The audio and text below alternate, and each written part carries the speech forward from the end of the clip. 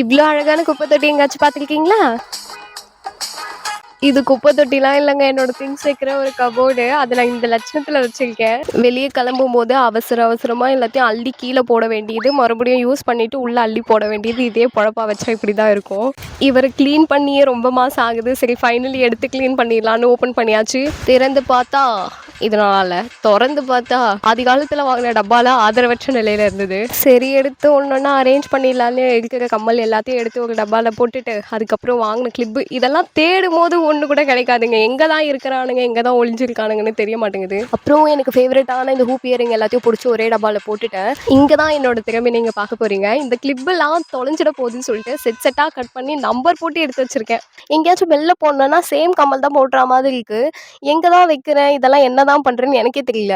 நான் மட்டும் தான் இப்படியா? இல்ல நீங்களும் இப்படி தான் இருக்கீங்களான்னு கமெண்ட்ல சொல்லுங்க. இத்தனை ஃபோன் பாக்ஸஸ் இருக்கே, இவ்வளவும் ஃபோனா அப்படின்னு கேட்டிங்கன்னா, ஃபோன்லாம் இல்லங்க. அது இருக்கிற திங்ஸ் எல்லாத்தையும் அதில போட்டு அரேஞ்ச் பண்ணி வச்சிருக்கேன். பாக்ஸ் எதுவும் இல்லாததுனால. அரேஞ்ச் பண்ணி முடிச்சுட்டு அண்ட் ஃபைனலி